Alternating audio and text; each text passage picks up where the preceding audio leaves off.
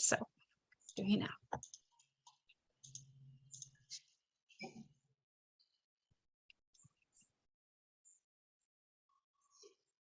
All right, I think I can start right now, if that's fine. Cool. So we're going to be starting a public philosophy talk for this November. My name is Renee Ramirez. I'm a graduate organizer for MAP at LUC. And then we also have Gina and Liliane here, who are doing the behind the scenes stuff for this talk. And today we'll be talking with Dr. Minerva Ahumada from Arupe College. So would you like to introduce yourself, kind of get us started? Hi, I'm Minerva Ahumada. I am a clinical associate professor at Arupe College at Loyola, and I teach a variety of philosophy courses. Cool. Well, thank you so much. We're excited to talk to you a little bit more. I'm going to be going through a bunch of questions, but just as a reminder, this is something that's sponsored by Loyola's Minorities in Philosophy chapter. If you would like at any point to ask a question to Dr. Ahumada, feel free to use the YouTube live chat and we can definitely have it coordinated up and we can talk through the question. But yeah, we'll just be starting with everything, kind of get to know you. This is actually our first conversation in person, so besides trading emails, I'm also really excited for this. So I guess, where are you from originally? What's your like engagement philosophy from the start? Do you mind going like back in time, just going like where did it all start from? So I'm originally from Mazatlan in Sinaloa, Mexico. So that's like in the North Pacific. I did not start in philosophy. I started, my undergrad was in business administration with a minor in international finances, and all like that undergrad education was still like in Mexico. Okay, that's awesome. So when did philosophy come up in that? Did you like take a class in undergrad at some point and found you're interested, or? So I took a philosophy class when I was in high school, and it was terrible because we had to memorize. It was like rote memorization via philosophy. I don't know, like this philosopher and this date and this quote. In high school, I remember that we read, for a different class, we read Viktor Frankl's Man's Search for Meaning. So that for me like became like a super interesting text. Later on, I finished my bachelor's and I decided that I thought I didn't want to do teaching, but I wanted to move to a different city. So I actually took a teaching job. And as part of that, I started teaching critical thinking.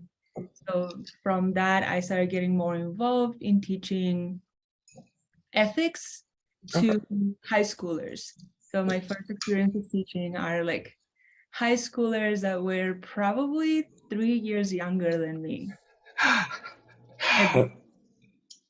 That is kind of like the reaction. Okay, no, that's a fun time. Did you enjoy like that age group, or was it something you would always want to do in teaching, like high schoolers, or? The first day I was teaching, I was terrified. I was shaking. Like they could see it. We all knew. I was new, and this was like not something that I was yet proficient at. But as the semester moved on, there were some things about teaching that really started clicking for me. So like throughout the years, I started teaching more classes, and that eventually led to a workshop that Loyola gave in Mexico for the university system I was working for. So from that, like I become like more academically minded, guided in philosophy. That's interesting. Okay, and then so that was your first engagement with Loyola. Was that also when you decided to go to grad school in philosophy as well? Or yeah, they asked us this. I thought it was just like, I'm gonna say yes to this question. They asked us if we would be interested in studying a master's in philosophy. I was like, yeah, why not?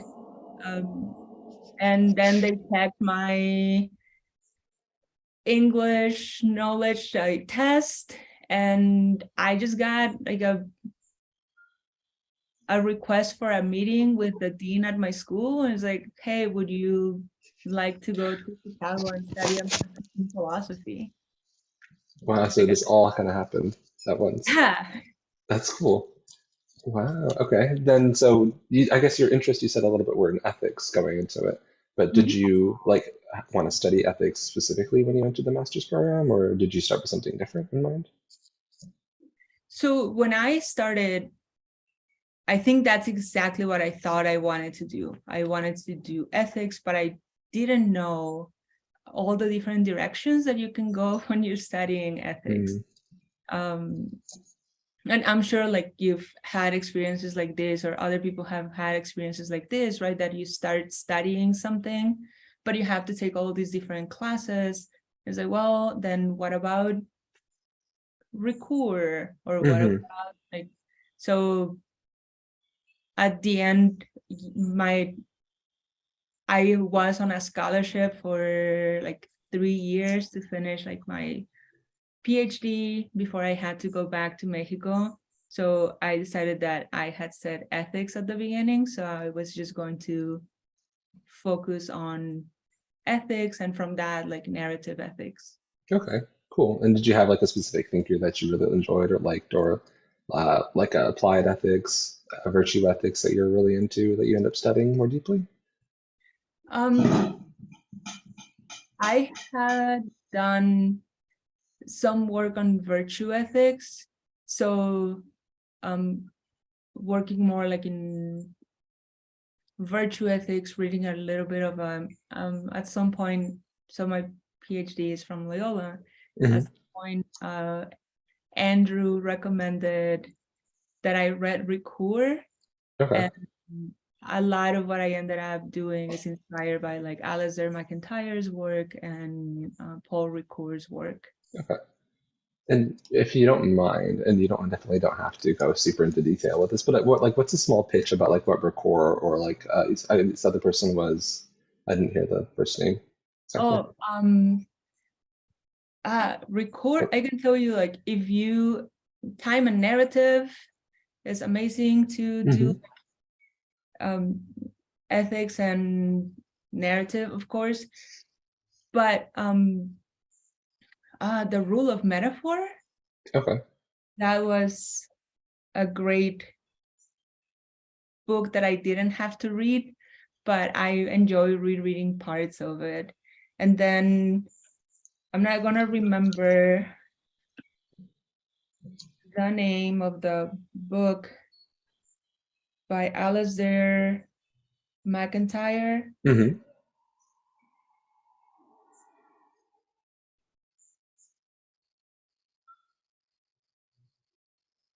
It's totally okay if you can't remember. I just did that on you, and I feel really bad if you have to go back and think about it too much. Yeah, After Virtue. Oh, After Virtue. Okay, cool. Well, these are Gina, definitely things. thanks for the assist there too. Okay, cool. So these are things that are like, okay, I've never read any of this, and this is super interesting to me. Like, I think as most people go into grad school, like I came in with like phenomenology and like decolonial, and I think what was the other one?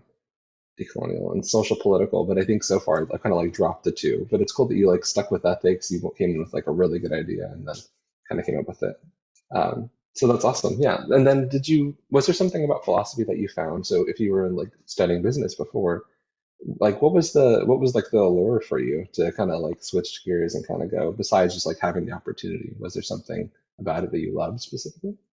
So this is something that I talk about with my students a lot when we're doing advising. I did business not because I was interested in business, but because I am from Mexico and my family still has like very specific gender roles. My dad decided that if I was going to go to college, which he supported, the career that I needed to do was business. So I did business. I did okay. I like learning accounting, and at some point I considered doing accounting, becoming a CPA, because it was like, for me, it was just like a puzzle. I can do these things. I can see how they move, and they fit together, you know. But once like I started teaching and I started reading more about philosophy, that first year doing the master's, and a language that I did not feel strong in. Philosophy has always challenged me and called me in ways that none other area that I have studied did. So I have this memory. My students and I were just reading Rene Descartes, and I was mentioning to them that I remember my first summer studying philosophy. I was sitting at the Cudahy Library.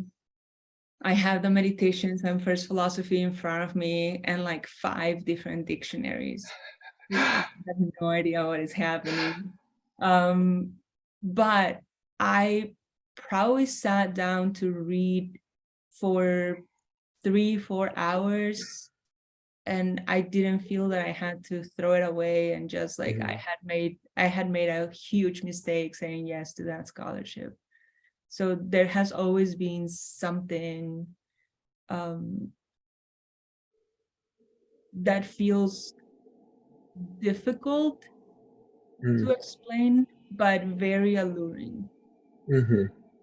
So it's like having not a problem, but like having something like a thought that's like not easily available, like working through it is like the fun, or like the really where the enjoyment comes from with philosophy. That's really interesting. It's a really cool way to put it. And it's nice that you can like remember like that initial moment of like reading through Descartes, or just like and going through it. And like I remember, or I was like one of the first readings. I think most people are assigned with undergrad, and something similar was like I didn't understand a single thing then, and I think I had to read it like a year ago, and I was like, wow, this is like I can see progress. You know, like what used to be challenging in a specific way has like now become interesting and kind of like fun, like a little playful now to revisit the things that were initially really interesting. So that's cool. Thanks for the story. I think so. Whenever I'm teaching, right, like that's, I'm jealous that the students are finding these texts for the first time. I also have to remember that it's not, and they think that, well, like, I don't know, they imagine that I read them or we read them and we immediately knew what was happening. No, like that's, at least for me, that's definitely not how it happened. I was confused. I had to reread things. But what I liked is that I wanted to reread it. That like having to come back to it and trying to make a better understanding of the text, right? Like that's what has really stuck with me, and I try to tell my students about that. Okay, that's amazing. And is it okay if I ask you a little bit about like your teaching history and like so you started with high school, and then did you find that moving to college was like a different struggle, or teaching college students? Like, was there something different that you hadn't engaged with before that you kind of either enjoyed or found like surprising? Honestly, I love teaching high school. I would go back to teaching high school if like some high school would have me. But I also like where I'm teaching right now. So I think like my first approach to teaching philosophy for undergrads, they weren't as creative as the students that I had in high school, but also the prompts that we were offering were not really enticing them to be creative. So there was this like some of risk aversion, doing things for the grade, right? Whereas like in high school, I had that more like creativity that becomes explosive and contagious. So that's something that now like I try to nurture in my classes. That's awesome. Yeah. I wonder, it would be super cool to see at least like you teaching undergrads versus grad or from high school students, just to see like the difference in like what they need and how you can provide that. Would be really cool to see. But I guess I have a couple questions. So one, would you be able to give us like a brief overview? So like I'm somewhat familiar with Aruba, but for people that are watching and listening, like what is that different than Loyola? I know they're associated, but like what's the connection there between the two? So Aruba College started in 2015. Mhm. And it is designed to bring in students who have been underserved, underrepresented in their education, but who want to either get an associate's or use the associate's degree to get to a bachelor's. And a lot of our students come in with that goal in mind. They're doing their 2 years with Arrupe College in order to get to a bachelor's degree. Some of the differences might be that Arrupe has never asked for testing scores. Oh. Our application process is students submit letters of recommendation, transcripts, but we interview them to see if the students have sort of like that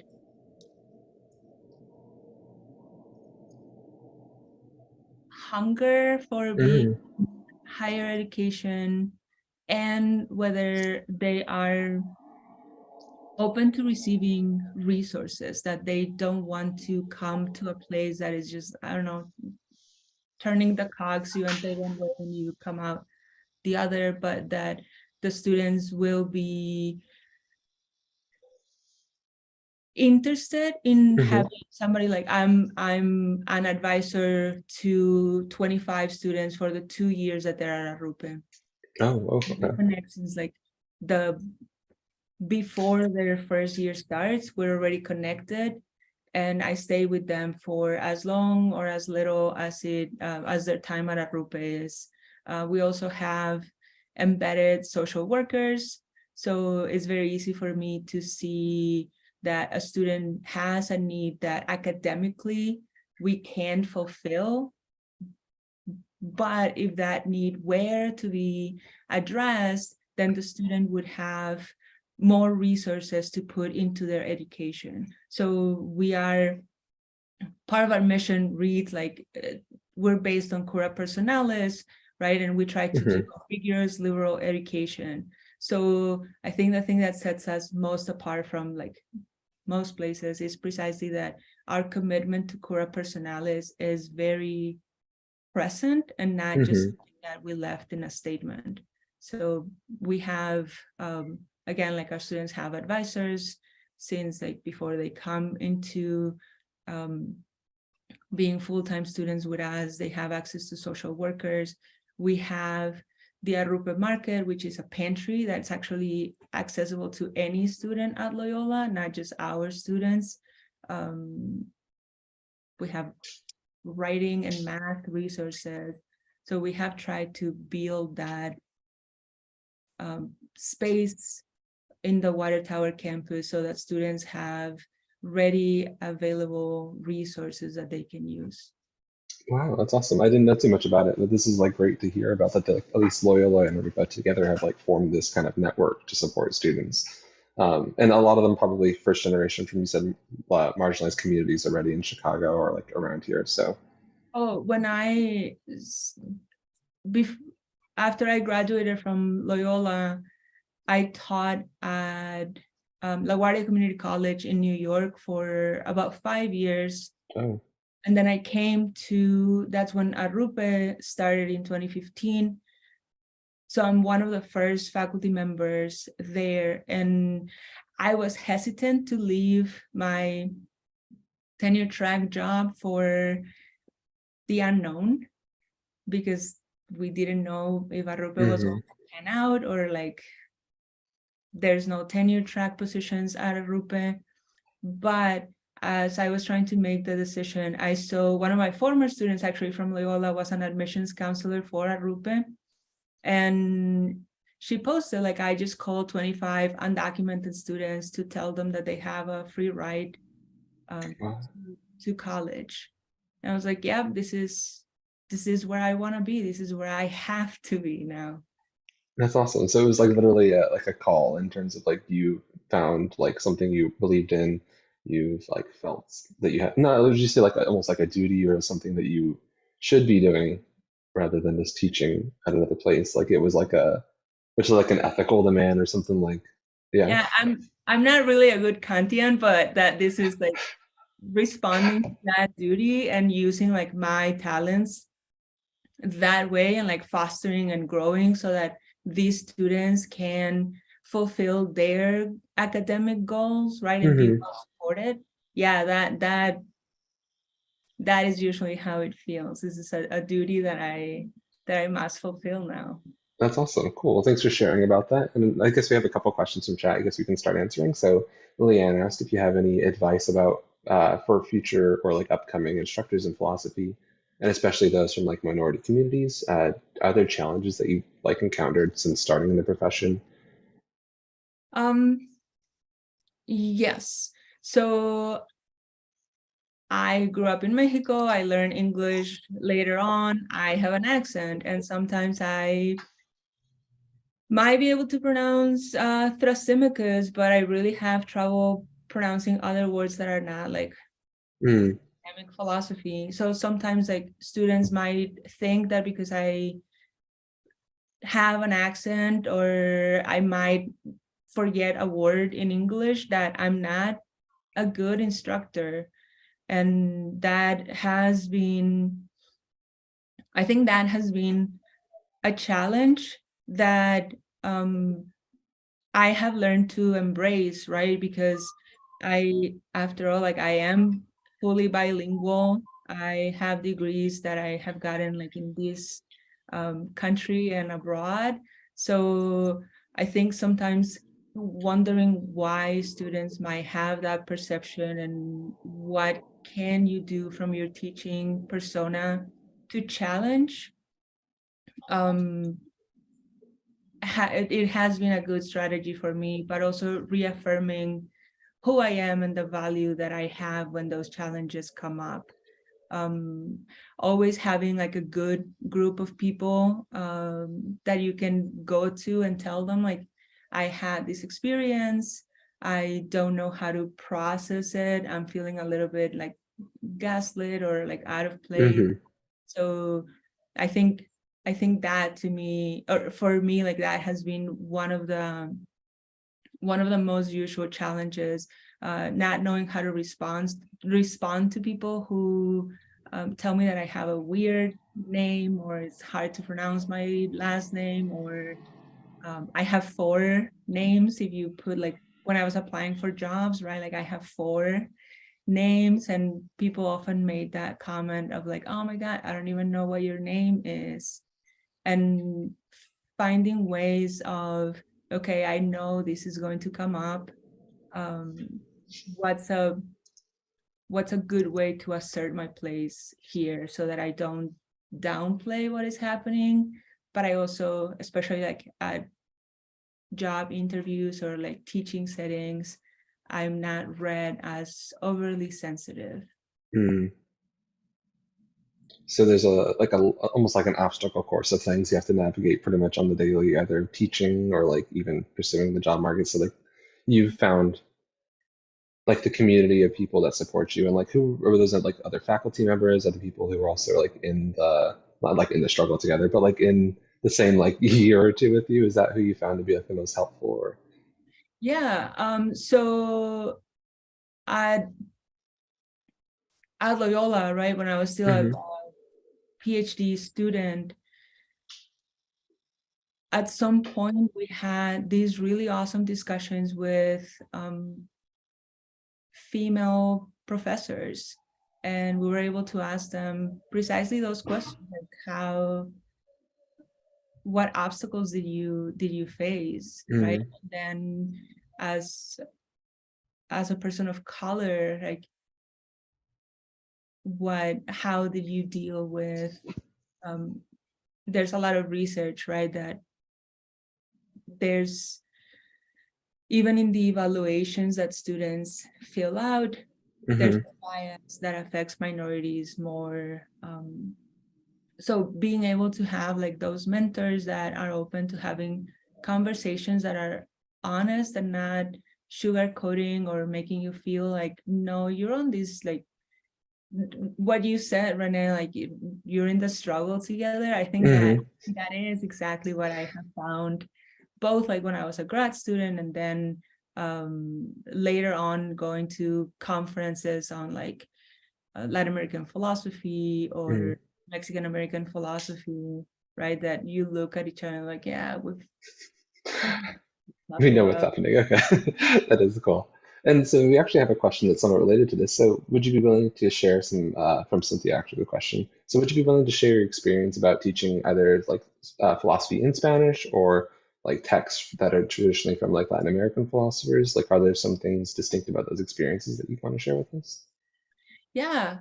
So outside of Arrupe, I teach for Illinois Humanities in these like Odyssey, Odisea courses. So I teach in Spanish and I teach to people who haven't been able to go to college. So sometimes they're probably my age, sometimes they're like college age, but at Arrupe, because our population of Spanish-speaking students is quite large, I noticed that, you know, whenever students were in the classroom and we have them working in small groups, they would start chatting with each other in Spanish or like switching from like back and forth between the English and Spanish. So I asked the administration at Arrupe if it would be possible for me to teach a class, a philosophy class in Spanish. So I have done that twice, and it is really amazing because we get to read Hobbes and Locke in translation. They're just as incomprehensible sometimes as they are. But then I think I like seeing that the students are reading philosophers that they would not have encountered within like those core classes. So I've read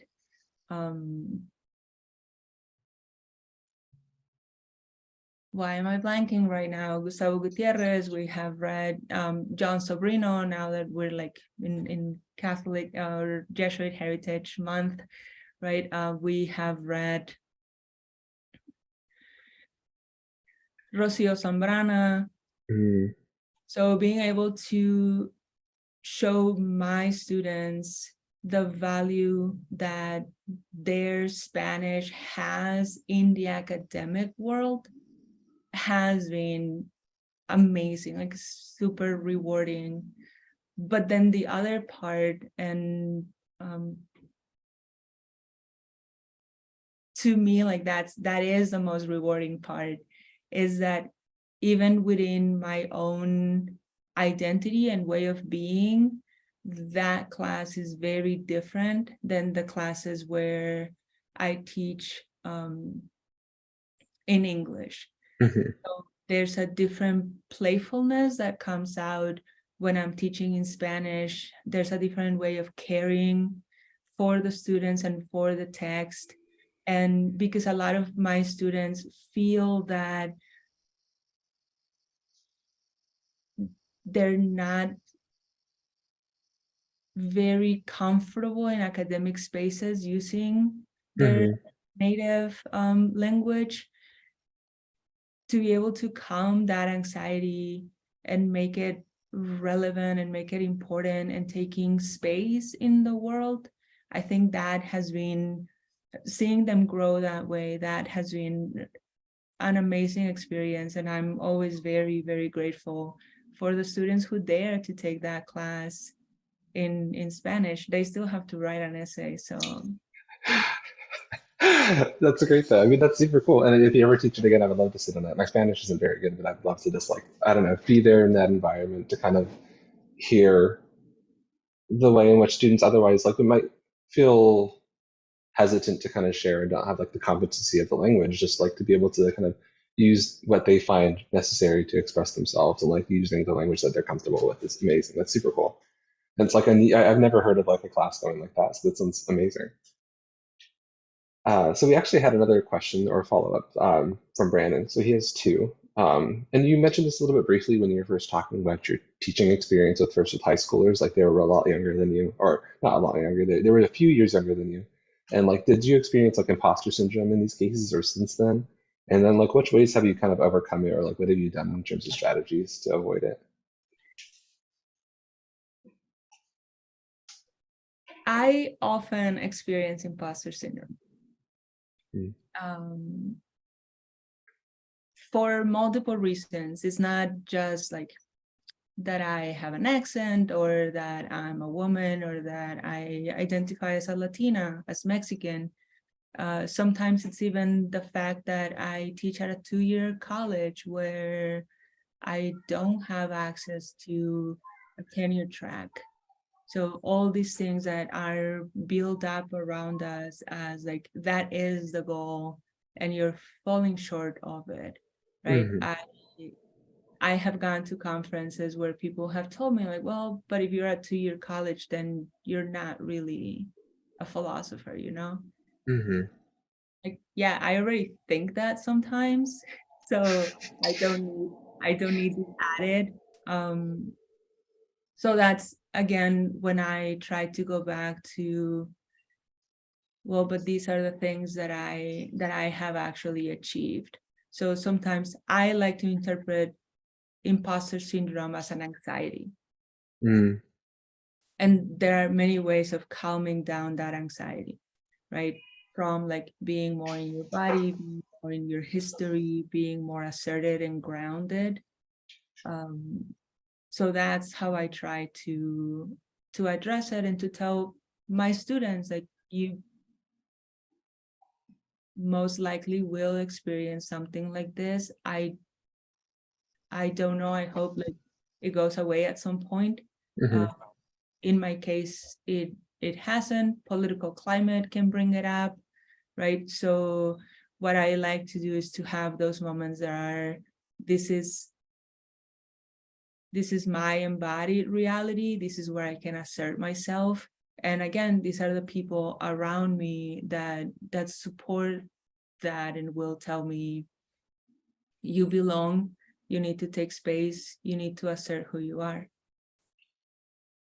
That's really helpful. This is like, especially in terms of like mentoring and stuff, or like minorities in philosophy, that's something that's kind of comes up. It's like if you experience it, and personally, I still experience it pretty often, and that's like I think having those affirmations on hand, and like knowing that you are, how do you say, knowing that you should be there alone is like enough to hopefully kind of quell that like anxiety that you described. So that's a really good way to put it too. Right. Thank you. I'm glad it's Hmm. helpful. There's a book, Priska Dorcas Mojica. She has this book for brown women, and she talks a lot about her experience as a theology grad student. She's originally from Nicaragua, so Hmm. she talks also about some of the ways in which she tried to honor who she was, not just like the expectations of her, but who she was and what she needed at that moment. So finding those like moments to kind of like retreat into like, these are the things, these are the certainties I have about me. Hmm. That's super helpful. And thanks for sharing the resource too. I'm definitely going to be on that, because at least in terms of reading, there's like a couple. There's also this book I remember recommended when I was first going to grad school. I was like, well, one, can I do it? And it was Moving Up Without Losing Your Way. I don't remember, and that was one that was super helpful, like first generation graduate students or something like that, like how to engage in higher education without quite completely leaving behind the whole community that you've like that's supported you all your life. So that's a great resource to have on hand too. Thank you. I guess I had more questions about your teaching, because it sounds like it's such like a backbone of like your work, and like I guess what you find fulfilling in philosophy. Do you have like a teaching philosophy? You kind of mentioned it briefly when you were talking about like what made you want to teach at Arupe, but do you have like a core belief that you find like reassuring, or that you always kind of return to when you're teaching? I guess like I would think about it in two ways. When you are teaching, you have become an authority, and you might feel like an imposter, or like you might receive like some pushback from some students, but you are an authority figure at that point, right? Mhm. So what are you going to do with that authority? What is it that you want to create? Who are you inviting to the discussions in your classroom, both as like, what are the texts that you are selecting and why are you selecting them? Mhm. And how do you encourage different voices to be part of the conversation? Do you want only the most extroverted, self-assured students to talk? Are you by default just letting those voices be the ones that become more prominent in your classroom? Mhm. How do you reach out to students who might also be struggling with imposter syndrome and they have great ideas, but they don't think that they do? So what sort of instruments, what sort of techniques do you use in order to reach to them? So for Mhm. like thinking about teaching and its connection to authority, right? Like at the end of the day, I am the one who puts the grades in the grade book. So how am I going to treat that? And then you're not working in a vacuum, you're working with other people. So there's a degree in which you are personally beyond the text and activities and grades that you're choosing, you're personally both impacting them and they are impacting you. How are you processing that? How are you making room for what you need and how are Mhm. you making room for what they need? So that I love reading bell hooks on teaching to transgress, right? How do you create those communities where both sides are affirming each other and both sides can leave the classroom feeling like, hey, today was a better day, not just because like I got through all the material that I had planned, but maybe because like, oh, this student, the activity that I brought today helped that student talk, or because I learned from my students something that I didn't know. Mhm. I always like, for me, like those are the two key moments. If I can achieve those in one single class, it's like perfection of a class, right? A student who usually doesn't dared. And then there was space in the class so that they could teach me something. Mhm. So that So change of perspective I like. no, that's super helpful, and it's like a whole different way of evaluating whether you're like what you're doing is effective. It's just, usually it's like working through material, teaching the core lessons. They need to know like Descartes, what he says in this text, but that's a whole different metric about how to like engage with teaching, and that's really helpful to at least to conceive of different ways of doing it. And it's almost like you're acting like an architect, like what is the like who do I want, like what's this building that I'm doing together, like what are we doing, and like figuring out what's necessary like from the ground up, rather than like this is what we start with, this is what they need to get out of it. And yeah, that's super helpful.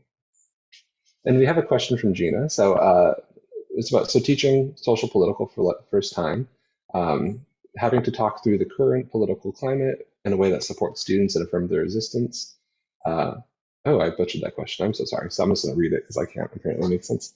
I'm teaching social political philosophy the first time this year, and I've been struggling with how to talk about the current political climate in a way that supports students and affirms their experiences, including fear or anxiety about the current political climate, while also being worried about being dismissed as biased. So like kind of juggling caring for students while also not trying to be biased and showing that you're catering to certain beliefs over others. Do you have a experience with that in teaching at all? So this semester, I really wanted to teach. I'm also teaching a social and political philosophy class, and I really wanted to teach the in and out of like abortion rights in this country. And then I decided against that because I thought that if it was coming from me, then students who are resistant to the idea were immediately going to dismiss me. Mm-hmm. So something that I have been created throughout the semester are different spaces where students can talk about what are some concepts, what are some problems that our text might be addressing that they're also seeing in our communities, and having them have those discussions, right? Like it's a day where I don't teach, they're sitting together just going over what we had discussed and trying to find ways in which this relates to the world outside of our classroom. I think that has been good for students to bring in concerns that they have about the political climate. And then at that point, my role is to moderate what is happening and what is happening, and like try to be fair to the discussions that are happening in the classroom, right? In some ways it's a little bit of a trick, right? Because I did choose the initial materials that they received, and then I also give the instructions of like, I want like, this is what my students are working on right now. We just finished reading Hobbes, Locke, Rousseau.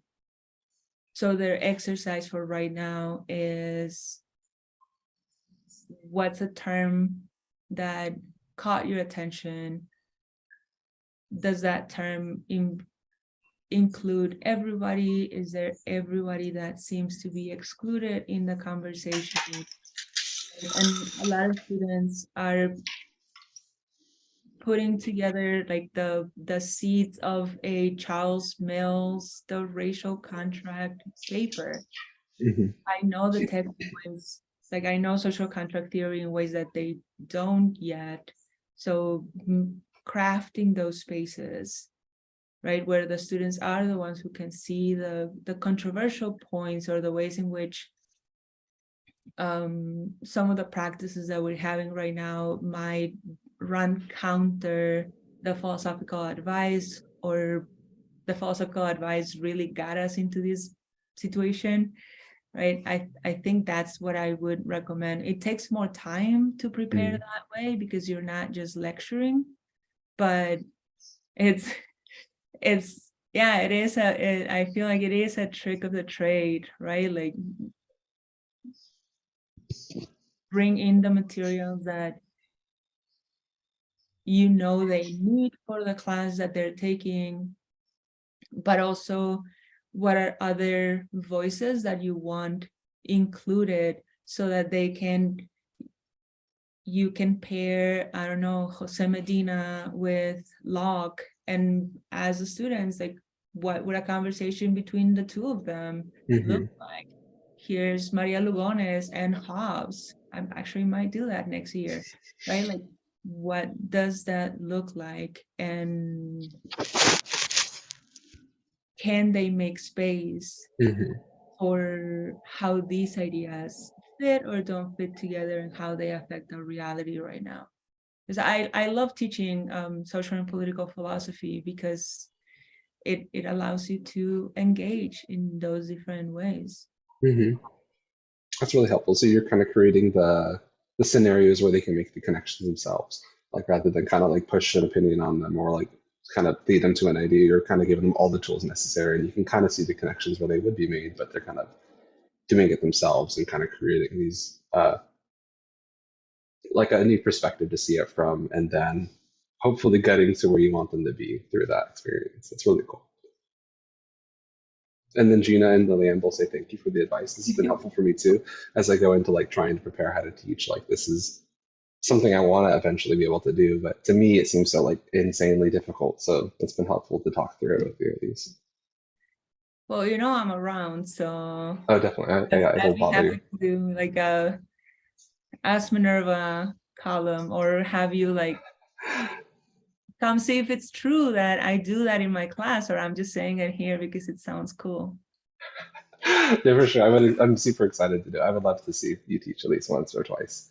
And do you mind if I shift a little bit? So we've talked a lot about your teaching, but I'm also curious about your like research interests. So you mentioned briefly ethics at the beginning.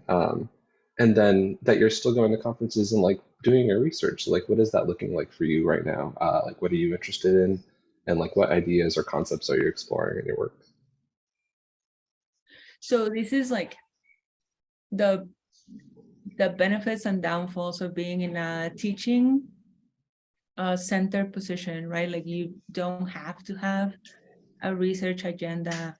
I don't know that you can go through a PhD and then just be like, oh yeah, like I'm done with things that interest me and I want to pursue. But because I don't have to have like a book published or these many articles in order to achieve tenure, I can do things that I find interesting or projects that are going to be like very long term. So right now, because of the impact that the COVID pandemic has had on our student body, I didn't want to overcommit to conferences and things like that. So what I worked on last year, and I will be working on going to this conference again this year, is just a pop culture and philosophy. Oh. So right now, my students who are taking philosophy 130, philosophy in persons, is what it's called for us. They, we are watching WandaVision throughout the semester because what I'm trying to explore is grief. So we have gone through in their class, right? Like they're interpreting like gender roles through the first 2 episodes of the show. That we have moved into discussions of like reality, Plato, Descartes, and like WandaVision. We're moving into free will. And as like they're working on that, I have been reading about grief and philosophically. Apparently we don't have that much material. So there's this book, I can't remember his first name, but last name is Cholbi. And he has a book on like grief explored from a philosophical perspective.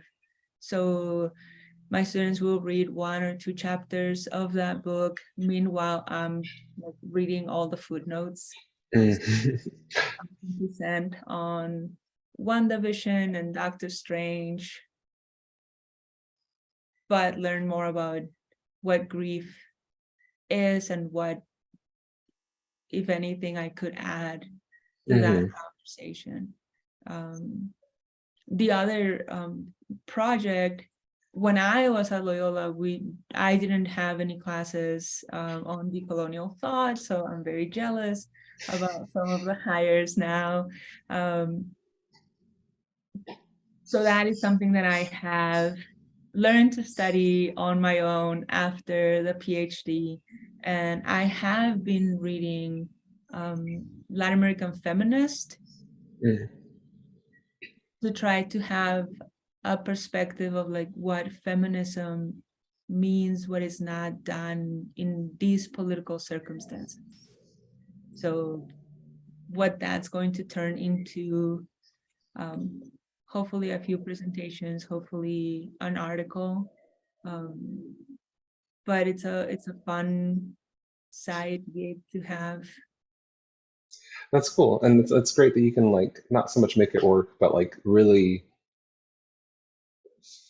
find it like fruitful to like do teaching, like almost like that's like your main like where you're putting all your energy, but yet like your research is working into your teaching, so you're getting what you want out of it at the same time. And at least in grad school, it seems like there's always the 2 like opposing sides, but it's great that you're like doing both and making it work and like even like thriving in this like way of teaching as ways of like exploring your own research. That's great. That's super cool.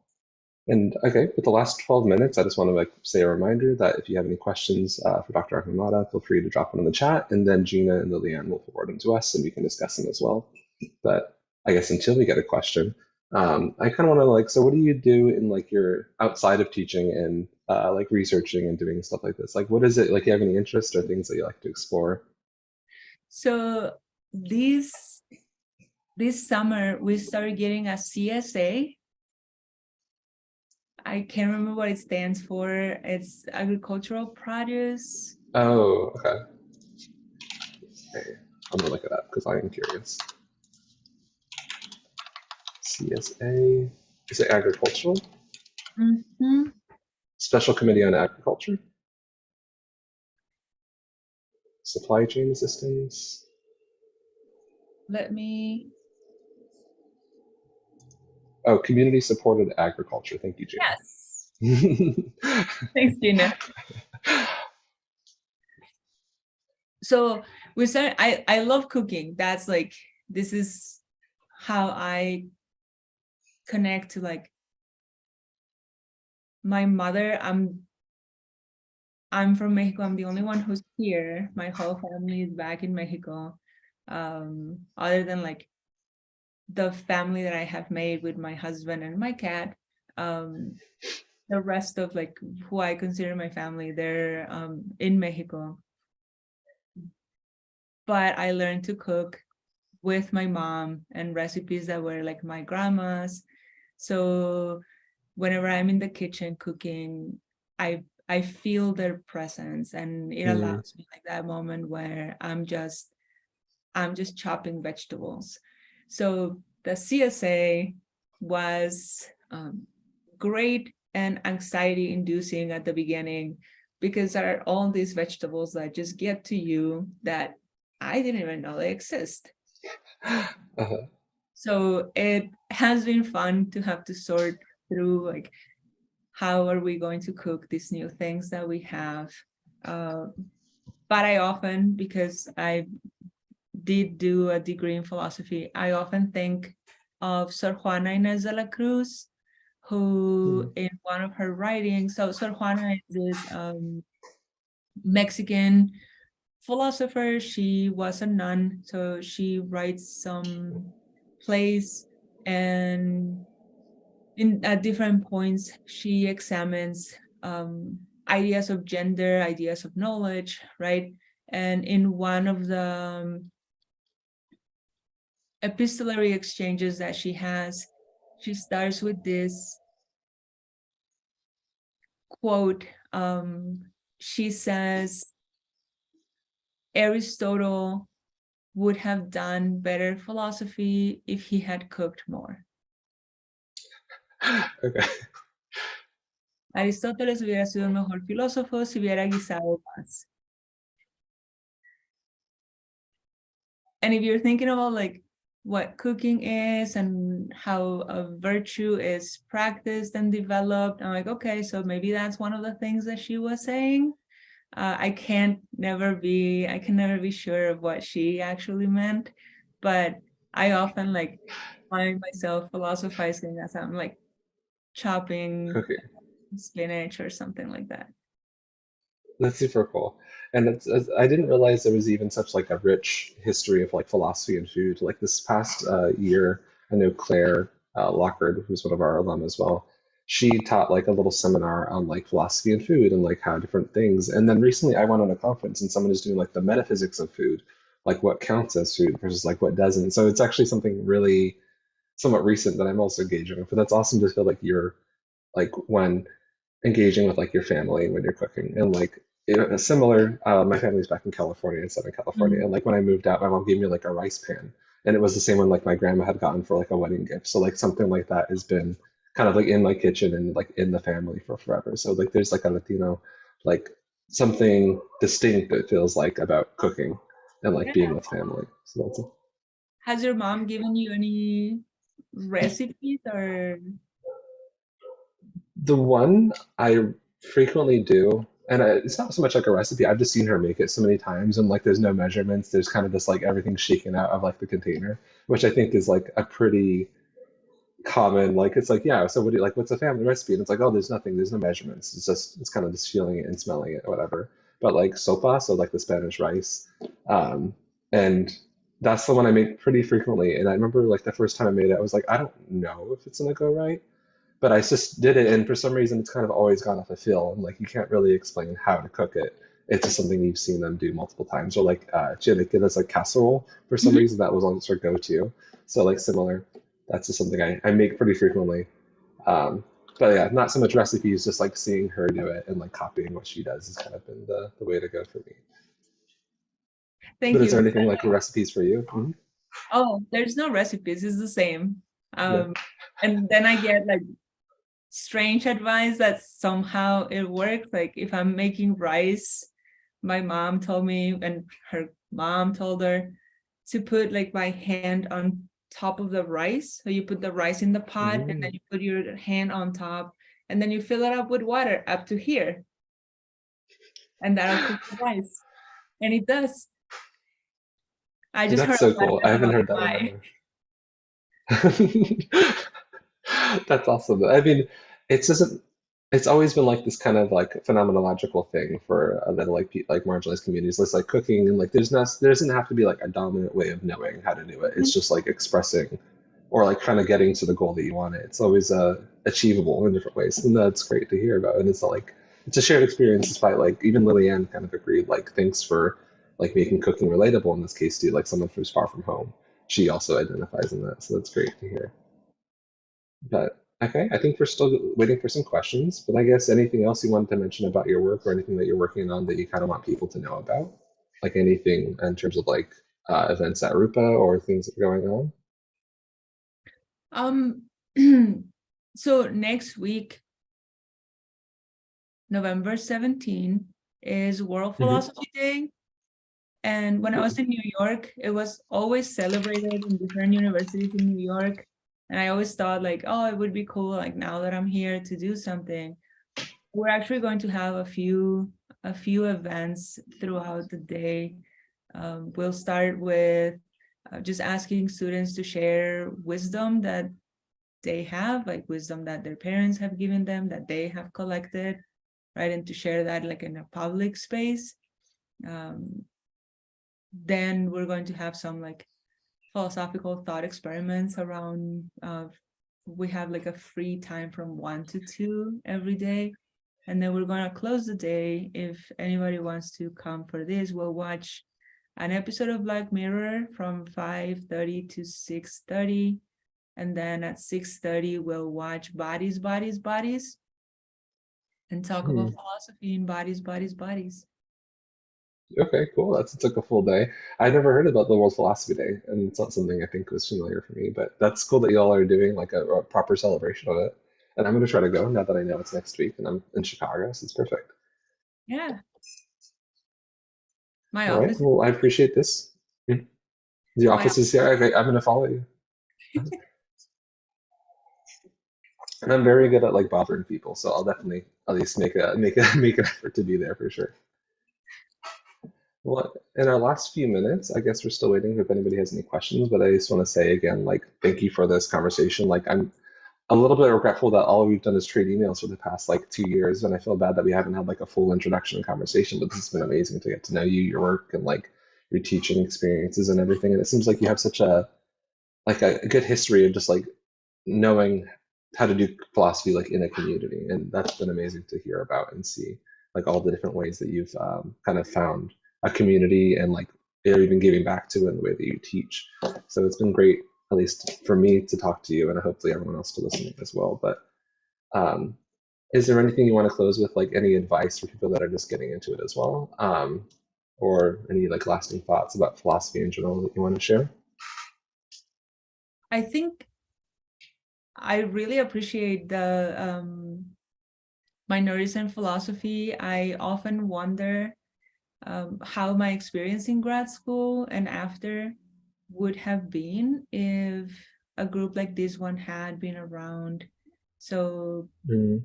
if I really appreciate the work that you're all doing in order to put these events together and to support other students, because it those other ways of knowing, like the cooking with no recipes and Hmm. speaking different languages, I think we need to see more of that in our discipline and beyond. Hmm. No, definitely, and that's been something at least I'm going to like appreciate in terms of like it is. I didn't have a institute. I came from like a minority serving institution, so like in Southern California, Cal State, and like there it was like, oh yeah, everybody's supporting each other. It's just like, this is already a community that you can thrive in versus like moving to grad school and having like a whole different climate. It's yeah, it is something that I see as growingly necessary. And I guess we have one final question. So as a former student and advisee of Dr. Ahumada, she is an inspiration. I learned so much from her, whether it's navigating college or philosophy content itself. Awesome, Michelle. I'm glad that when we have someone that you're like literally have experience with in the past and that they're benefiting from it still. It's great to hear. But I guess we have the last minute, so I just want to say again that thank you so much for the discussion. It's been great getting to know you, to hear about your work. And if anybody has any questions about these events or want to follow up with Dr. Ahumada about anything else that we've talked about, hopefully we can give you the email, or if you reach out to Gina, me, or Liliane, we can get you in contact. But yeah, so this is a Minority in Philosophy sponsored event at LUC, so Loyola University of Chicago. If you have any questions about these, you can feel free to follow up with me, Renee, or Gina, and our emails are going to be in chat. But I want to say thank you again for the time that you spent talking to us, and hopefully we get to hear more from you in the future. I was saying bye. Thank you, everyone. Thank you so much.